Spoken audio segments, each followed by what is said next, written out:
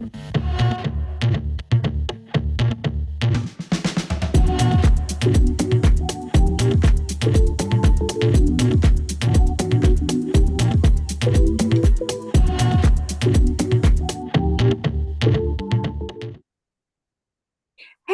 everybody, this is Linda or Sophia with Sophia Brings Light. Welcome to the neighborhood. I am so excited. I have a guest today. I'm stretching myself, as I had said before, by inviting guests to come and talk to us. This segment is called Witch to Witch, which I get to talk to different witches to see how they practice, what they're up to. And it has been an exciting adventure for me. And today I have one of my favorite YouTubers on here. I love her channel, Damina. I am so grateful to have you. And so glad you said yes, you would do this with me. So welcome. Thank you, and thank you for the invitation. I appreciate you. I love your channel as well. Thank And you. it was nice to speak with you, getting to know each other a little bit on the phone, but this is exciting. So thank you. I appreciate it. I've loved the interviews you've done so far, so I'm just glad to be counted in the number. You are definitely counted in the number. And plus, it's this thing. I mean, I'm excited to have whoever accepts my invitation, but it's something about, I want people to see and know that there are witches of color out here and that we are Mhm. alive and well and that we are practicing and doing our thing. And our practices are varied, all kinds of things. So I kind of want people to know that too. Sure. So, you tell us a little bit about yourself, what you're up to, how you got in the craft, and any other interesting tidbit that you would like to pass on to us. Okay. Well, I started on this journey around 2020 when I was working from home during COVID. And so I started watching more YouTube videos and came across some people had come out of the church for a while, and I started seeing different spiritual people with their YouTube channels. And that kind of piqued my interest. And that went from consciousness to just a whole list of them, and then finally came to a couple of videos where I saw people talking about witchcraft and Wicca and things like that, and so that kind of started me down this path. So yeah. Okay, it's sort of kind of. I've been practicing for a little while, but then I went to YouTube and I can't even tell you how. But I started getting more witchcraft Hmm. videos, and which I like. Maybe I looked up one or two, and then it was like, I think I might want to do a channel just because I want to see us represented. So yeah, kind of the same thing. Hmm. Well, we're going to take a commercial break, and I thought we would both pull some card or pull a card, whatever you have, and talk about it. So I'm going to have you tell me about the card you pulled. So the card that I have is from the Hecatean Oracle deck. Mm-hmm. And before we came on, I actually had a little time with Hecate. I say Hecate. I know some people say Hecate. It really doesn't matter to me. We're talking about the same person. Mm-hmm. Um, I pulled a couple of her cards, and one of the cards was number 52. It's Kerberos, and at the bottom of the card, it speaks of obstacles. Oh, okay. So I don't know if you can see that clear enough, but I can see it some. Yeah. okay. Yeah. So anyway, it speaks to, and it's relevant to me because leaving work and trying to get home in time to have dinner and then for us to have our conversation, one of the most horriblest, is that a word? The worst, the worst, We'll take it. yeah, the worst accident that I could have seen, I saw on the way home, and it just tied up traffic so bad. But I did not let that get me. I sat in the car, I turned on the video, and I listened to the video as I'm creeping. And by the time we got past the accident, I was able to just push it on through. And I said, while I was in the car, just open up a way, just open up a way. And the way opened up and I was able to get home. I had more Oh, time than I thought I would have. So yeah, it all worked out. I'm grateful for that too. But Yes. we would have worked it out and made another day because Yeah. I would have found you. The card that I picked, it's from the African Goddess Rising Mhm. Oracle deck by Abiola Abrams, and it's Queen of Sheba, Secrets Revealed. And I felt like this is so appropriate for our conversation too, which is talking, some secrets might be revealed, but I do feel like it is appropriate for what we're going through. And I feel like we're in a period of truth being Yeah. revealed. And a lot of times when truth is revealed, secrets also are revealed. So I Hmm. think it's a lot of behind the door um, meetings and things that are coming to light. People's actual, sometimes people say one thing, but they really mean another. But Yeah. the real meaning, the truth, the secret of that you've been hiding, that is Mhm. being revealed. And I think that's Great. for all of us. And she usually has like an affirmation with her stuff, and it just says, I am connected to the divine. And I do believe that's the divine revealing those secrets that, Yes. people have been meaning to keep to themselves. So, Hmm. Good. I like that. yeah, I really feel that's true. Well, share a little bit about your personal practice. I am a solitary practitioner. I do a little bit of everything. Um, Hoodoo is part of my practice. It's not the main part, but it is a piece. I actually started with it. There was a YouTuber by the name of Queen Poe, and she was doing some. She doesn't do a lot of hoodoo, but she did touch on some of that Yeah, I aspect know of her. it. Yeah, she's good people. And so that's how I started my ancestor altar through her. And so Okay. yeah, so that helped me get there, and then the candles and the crystals and all those things. So yeah, I do a little bit, and as I get more information, as I get more comfortable steering away from the old into the new, yeah. I do a little bit of everything. Yeah. Same with me. People say you're eclectic or something when you Yeah. do a little bit of everything, but hoodoo is sort of like a base for me, and I practice other things too. So I say my magic comes from my soul. It's kind of wild, or I'll say it's wild magic or soul magic because it's so intuitive of what comes up for me. So I Yeah. get that. Okay. Hmm. Well, you were kind of talking about one of the or deities that you work with. Which deities, if any, do you work with now? Sekhmet from Okay. the Egyptian pantheon. I do some work with Lucifer. I am dipping in with Belial, some of the left-hand path, as they say, some of the left-hand path of deities, Belial, Leviathan. I've recently been introduced to Santa Muerte.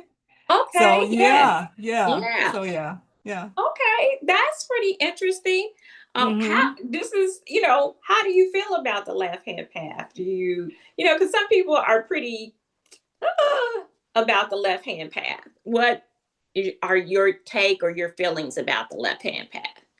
It is fascinating to me, and I think because, being brought up in the church, we've been taught to stay away from, or Yeah. we've got to, what was the term we always had to say? I curse you, or Yes. get thee Yes. behind me, all that. And so to understand that they're energies, that they are, Mhm.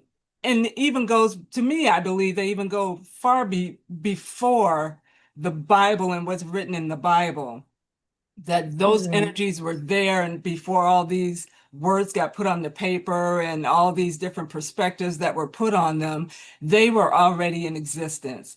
And so I am really enjoying the journey of just um, being adventurous enough and not scared anymore to tap into it. I'm taking my time and I'm not, trying to hurt myself with it, but at the same time, I'm allowing myself to just seek and see what I find. That is so, to me, that's pretty interesting. If there is such a thing, I think magic is a spectrum. And to me, you can't have darkness without light. They're both Yes. spectrums on a thing. But there is still that part of me that comes from the church that I am still kind of deconstructing, as they Mm-hmm. say, to Mm-hmm. take some of those beliefs because they don't work for me. They don't resonate with me hardly anymore. There are some things with the church that, like I was Pentecostal. So raising energy and stuff like that to me is nothing like that. So that helpful. And I have some of that influence, but it has been difficult to deconstruct some of that. And you know what? I used to fight about it. And now I just say, hey, and they have. It will fall off in its time. And it Yes. does. Yeah. Yep. Yeah, Yeah. definitely so. So, are there any mentors that you felt has helped you along your path? I do have, like I said, I've watched a lot of YouTube, so I've gotten a lot from different people, and I appreciate all that's out there. Yeah. But there is one person who I really connect with. Her name is Aradia Arcanum. That's the name of her YouTube I channel. love her channel. Yeah. Oh, she's a badass. I'm gonna just She say that. is. She is. I will give her that. She is definitely that. And I have Yeah. seen her channel. Yeah. Yeah, but I appreciate just like what you were saying, we're kindred spirits that we all come out of the church and we all have our deconstruction story that we've gone through. But she's one of the first ones you talk about a person of color, and not just a person of color, but a female of color. Yeah. Because I've seen some of the men and bless their hearts, I love them, I do. But it's something else to kind of connect with a sister that is in Yes. it and who's not so fanatical and not so out there and not so trying to be so deep about it, just down to earth. This is what I do. She's open to let you ask questions, and I'm part of her coven and her Patreon, and yeah. I don't reach out a lot because I know she's busy and I'm busy, but if I needed her, Yes. she is available. So yes, I appreciate that about her immensely. Yes. Yes. Oh, that sounds wonderful. I have always liked her channel. Now, I have to say, sometimes I don't know how you get disconnected from the rhythm and YouTube, Yeah. and I haven't seen videos. I have to seek her channel out. And it Hmm. used to come to me, and I'm like, subscribe to her channel. But I guess that just kind of happens. But she is awesome. And I also am in a online coven, Hmm. and I appreciate them. So I think that when you're in a group, it intensifies your learning because we Hmm. all bring different perspectives. And I'm in Leap Taken's coven, and um, Mika is awesome too. Yes, I she love is. her. She is, and she makes things fun. So I enjoy that.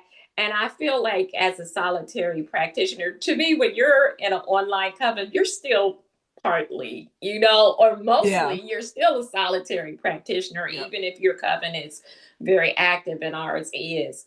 So Hmm. yeah, I appreciate, yeah, that. And then, well, let's talk about being a solitary practitioner. What Hmm. tips would you give other solitary practitioners? The first tip I would say is don't look down on yourself because of what you do. That doesn't Yes, look like what everybody else does. It doesn't sound like what everybody else is putting out there. Not that they're not genuine, but that's genuine for them. And if it's not genuine for you, be okay with what is for you. We all have a piece of the puzzle. I always say, yes, we all have a piece of the puzzle, and your piece is just as important as everybody else's piece. So don't look down on what you do or what you're not doing. Again, if going down on the left-hand path isn't for you, then don't try to go down the left-hand path. Be comfortable, be free, be true to yourself on whatever side, middle, right, it doesn't matter. If you are getting results with what you're doing, you are okay, and be okay with you. And that is so true. Those are great tips because I feel like one of the things that drew me to the craft was that I could do things my way, Hmm. and you don't have to follow the crowd. Even though people try to tell you this is wrong, this is right, your intuition, follow it, your guides, Right. you can do things your way. And that is a Hmm. part of the craft and it's quite Yeah. okay. And I understand, especially when you're just coming into it, we still have that I just want to do it right. I just want to make sure I'm doing the right thing. And while there are some loose guidelines, don't turn that into a dogma like the dogma you've just come out of or you're trying to still deconstruct from. Allow yourself some time to just let it get used to it and then flow from there. And I've had to Yeah. say that to myself. So that's why I'm free to say it because I have to remind myself about that every now and then. Yep. Me too. I still do. Like, you don't Mm-hmm. have your magic is your magic. Yep. It doesn't have to look, and I have to repeat that to myself sometimes. Yep. And if it's I think that's a great tip. And if anything else you get this, that take that one. Yep. Okay. Yeah. Um, how do you feel, or do you feel like being a YouTuber helps your practice, distracts from it? What do you feel? I think a few videos ago, I said the main reason why I do my channel is really just to document my progress. So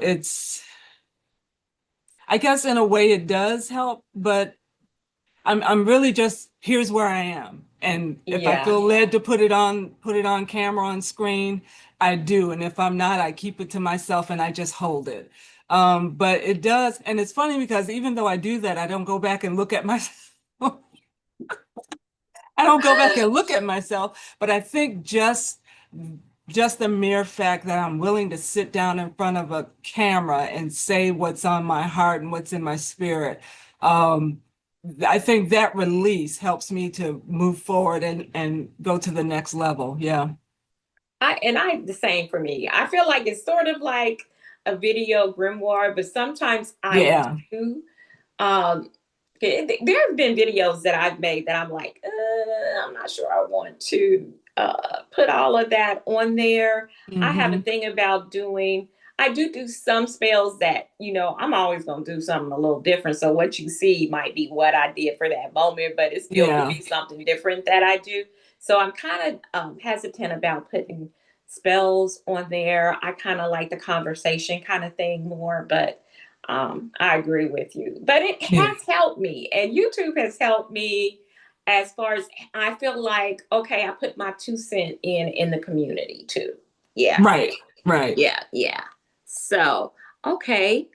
Well, you kind of talked about it, but what type of witch would you describe yourself, and how do you feel about labels?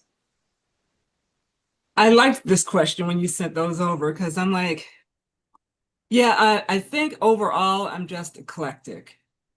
Um, but even if, if you really need a label, um, my feeling is the label, even though you may put it on you, it still should be fluid. So you're not constricting yourself and you can still, at one point I was calling myself a chaos magician because I like the fact that, you can do this and you can do that and you can do this when you feel like it. And if you don't want, don't feel like doing that, but understanding that a little bit more, that one doesn't quite fit me.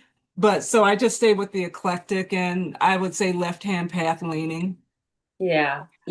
Which I still practice chaos magic because I feel like it allows me some freedoms and some Yeah. things to do, and I can do a lot of different things. But I'm not necessarily sure I would say I'm a chaos Yeah. magician per se. Hmm. Because really in all of it, hoodoo seems to kind of always come through me some kind of way. So yeah, I would have to say eclectic, but sometimes I'm just like, you know what? I'm just a witch. And at the end of the day, that's really At what the we end are. of the day, And no, I know one of the other interviewers has said, sometimes labels help describe kind of what we do, and that is true. But at the end of the day, that's what I would have to say that I am. Yeah. So, and more focused, if anything. Yeah.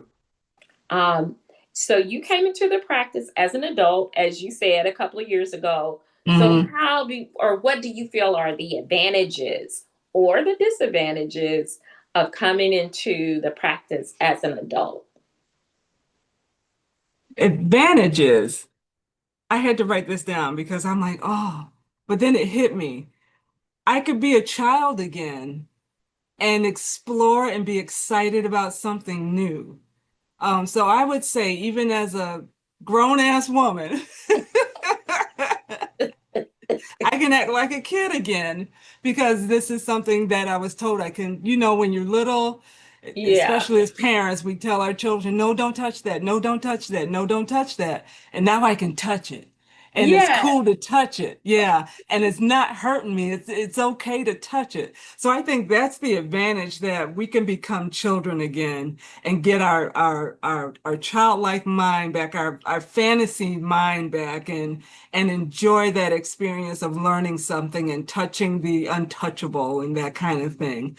The disadvantage, I would say, is the potential of doing the same thing you came out of, which I kind of touched on a second ago. We had the dogma in the church, and so we couldn't. And I'm with you. I came out of the Pentecostal, so we couldn't wear the pants, and you can wear a little makeup, but don't go too far. You had to wear a Hmm. hat if you're going to be, and all that silliness. And so, you want to run away from that and not catch that, get rid of that dogma, only to come on to whatever path it is that you're on. And you hear somebody say, well, it has to be done this way. So you find yourself doing it just this way so that you can fit in with this one. And you're still tying yourself down instead of really being free the way you say that you want to be free. And I was determined, once I started to get free, I did not want to be entangled in anything else. So even in my practice, if today I'm not feeling it, I'm not doing it. I'm not going to try to make myself do it. Like, who am I proving this to if I do it? Right. And who's going to see it if I don't? Because Yes. it's mine. It is mine to deal with. And if I'm not growing, I have nobody to blame but myself. So that's what I would say for both of those. Yeah, and that is so so true. And I pretty much resonate with everything you're saying because I've been through that. I feel like there's stages you go through in the craft, and I have gone through that still. At some point I am. And the childlike thing, man, I so resonate because in the craft, I do crafts. Like, I've just Hmm. gotten back into dolls. So I've been doing paper dolls and Okay. working with health and making them basically for myself. And I just think of the creativity, the ingenuity. I haven't messed with dolls in forever and a day. And then Okay. I made a portal book where I go through different portals and different lands. And I use the doll as me going through these portals. So I go out there. But we talked about it in our company. We're all doing it, but it's Hmm. so creative, and you pull so many things out of yourself.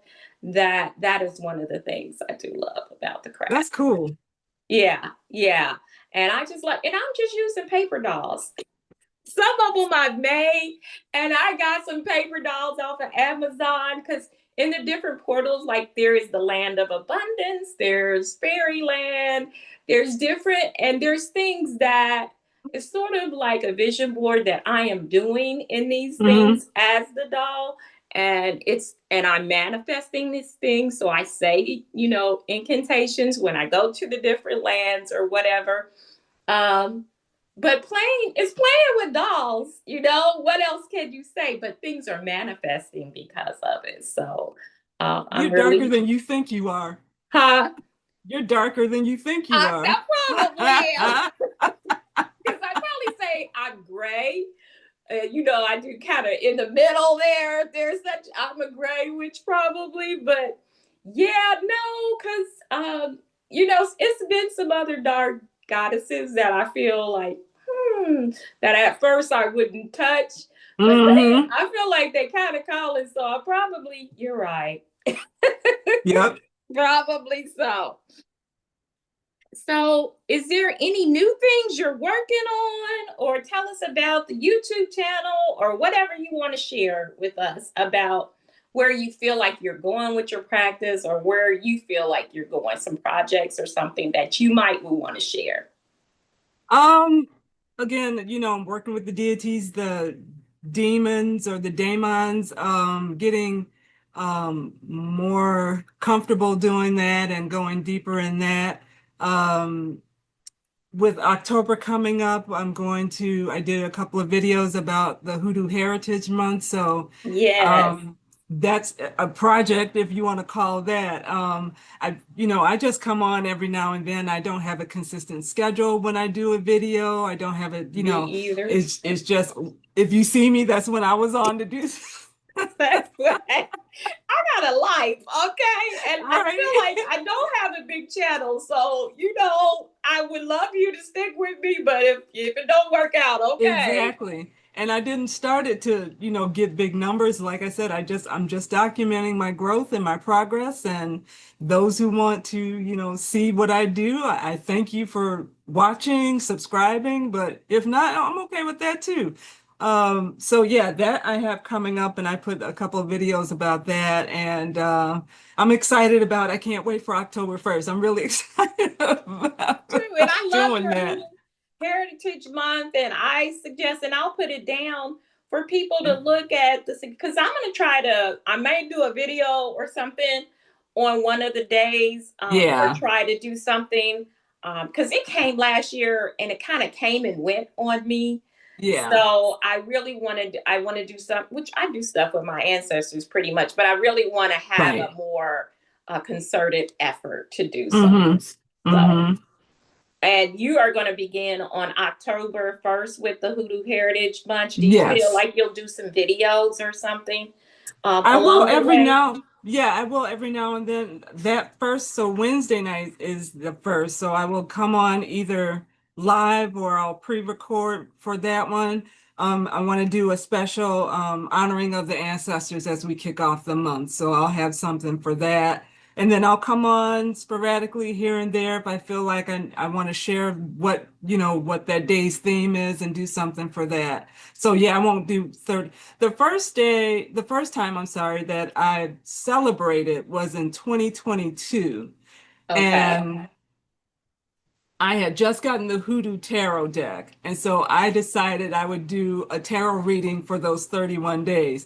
Man, that just about killed me.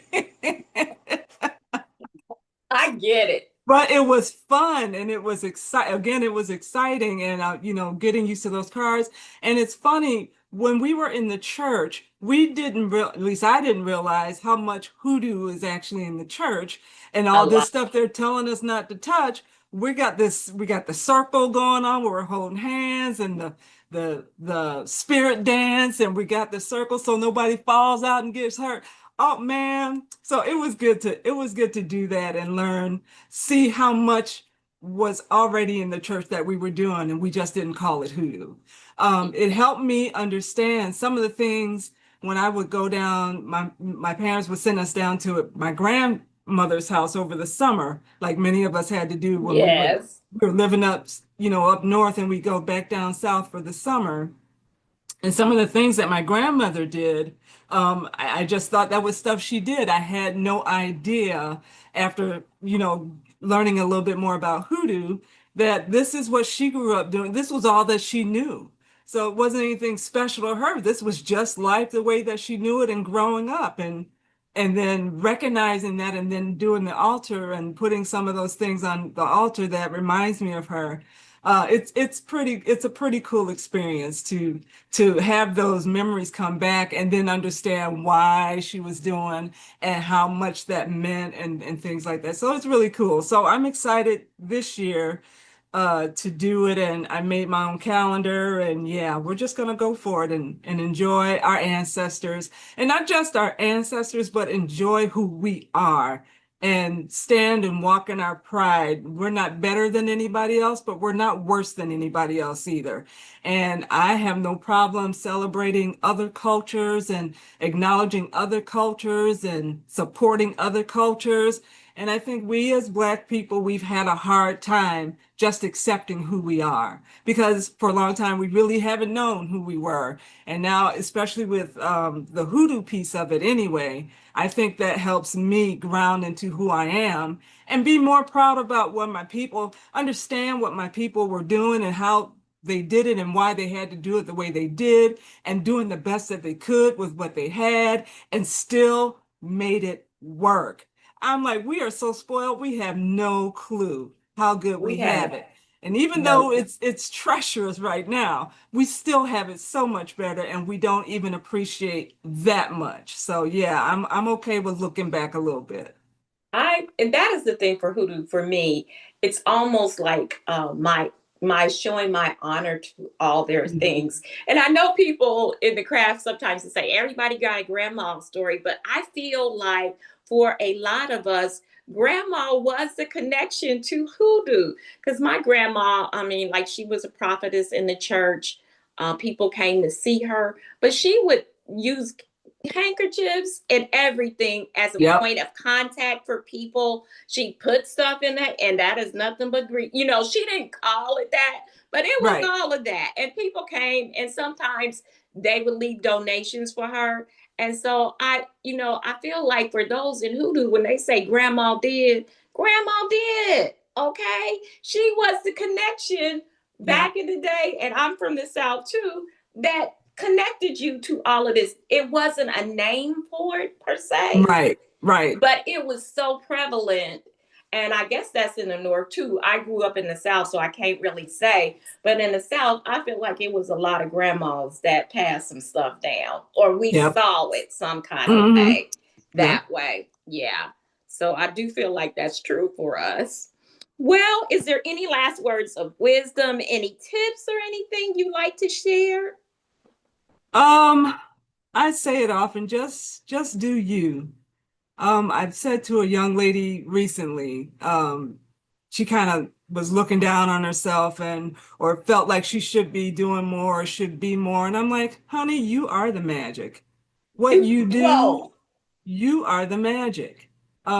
And it's not just because we have a candle or we have a couple of herbs or we've got the cards. You are the magic. Just because you are here, you are the magic. And what you make with what you have and what you have to, navigate and get in from Monday to Tuesday, Tuesday to Wednesday, and so forth and so on, you are the magic. So don't ever look down on yourself. Don't look down on what you do. Don't look down on what you have or don't have. You are the magic because you are making it happen every single day. Oh, I love that. And it's so true. I think that's some of the point of coming in to magic a little bit more mature as an Hmm. adult, is you bring it mixes with the magic, all that Yeah. wisdom of life, and it Hmm. pours out something beautiful to me. And I Yeah. see that in you. So Thank you. yeah, so if well, it's like you've been practicing forever because it's that wisdom that Yeah. mixes, like I said, with your magic, and it does what it does. Thank you so much. This has been so much Thank you. fun. I appreciate you doing this, and at some point, I like us to do it again. I don't know when, but we'll try to do it again one time. Well, I have your number, so you keep your phone ready when I call you. Okay, I'm open and ready when you call me. Once again, I hope you enjoyed the conversation. I certainly did. I feel like there were a lot of gems. You just got to go dig there and find them. Come back and check out her channel, my channel. We're out here. I will put your channel at the bottom Okay. so that it'll be in the description. And once again, thank you so much. I Thank appreciate you. it. Thank you. I appreciate you. Okay.